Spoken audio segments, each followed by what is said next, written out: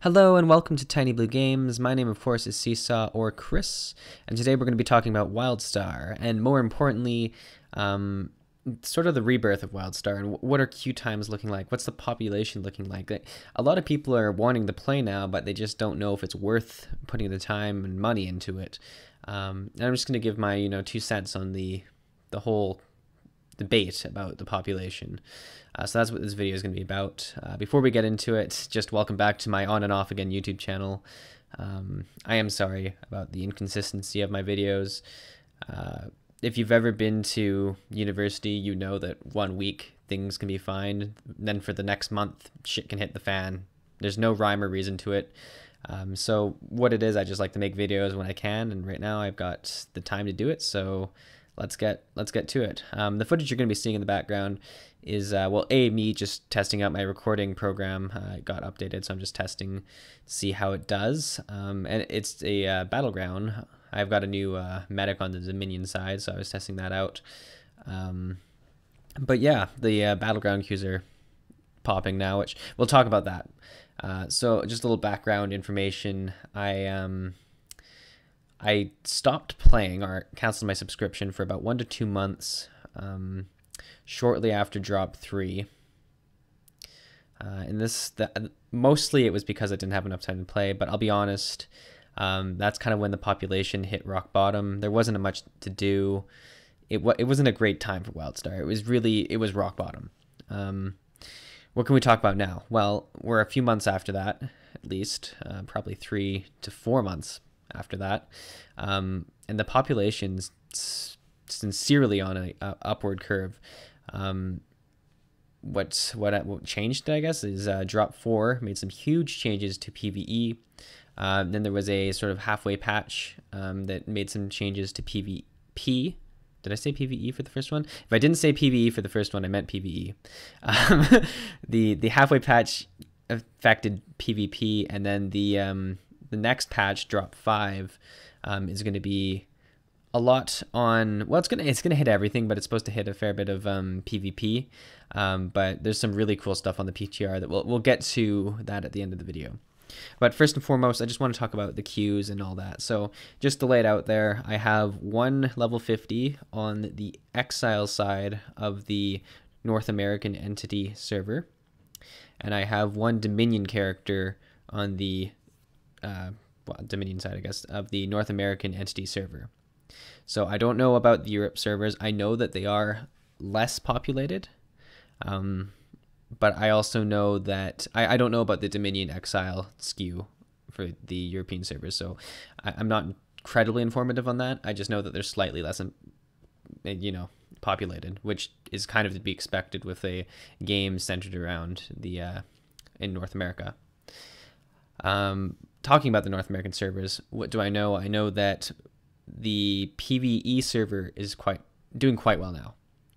It's booming right now, and it's on its way up. The PvP server is not doing well for both North American and Europe. The PvP servers are ghost towns, and I'm sorry if I'm discouraging people to go there. For the people who are there and want more people to come, they're ghost towns right now because there's just not enough reason to go to them. I don't know if they plan to fix them soon, or if they plan to take out the PvP servers and then make some sort of system in PvE servers that sort of accommodates those players. I'm not sure what their plans are, but I would not recommend going to the PvP server. You will be disappointed. As for the PvE servers, in North America, the Exile side has a lot more players than the Dominion side. So you mean it's a good thing and it's a bad thing. The good side of it is for PvE purposes, you can find a lot of people to group with, to join guilds with. PVE content, the queues pop a lot more on the Exile side. That being said, I have a Dominion character, and the queues for PVE pop on that side as well. I guess to put it in perspective, on my Exile character, who's an engineer, if I queue as a tank and a DPS at the same time for a random dungeon, we're just going to use that as the gold standard, a random dungeon queue. As a tank and a DPS, you're probably going to get in either instantaneous if there's tanks that they're looking for, or probably within 5, at the very latest for a tank queue would be 10 minutes. I'd say if you're looking for the character to make to get the quick queues, it would be a healer at this point in the time, just so you're aware. If you're the queue just as a DPS, the longest I've ever seen a queue since drop 4 is about 25 minutes. Absolute longest. But that being said, I've seen almost instantaneous queues as DPS, which is something you never see in many games. So there's a bit more variation in the length of queue, but it's not anything ridiculous. And this is this is on the weekend or during the weekday that I'm seeing this. So that's what I'm seeing right now. That being said, if you want to make groups quicker, I would join the looking for more group channel on the Exile side. There's one on the Dominion side too. Just ask in like, you know, Thade or an Ilium, and people will tell you what channels to join, but it will help you significantly in finding people to do stuff with. For PvP, what can I say? The Exile side is going to be longer queues because there's more of us.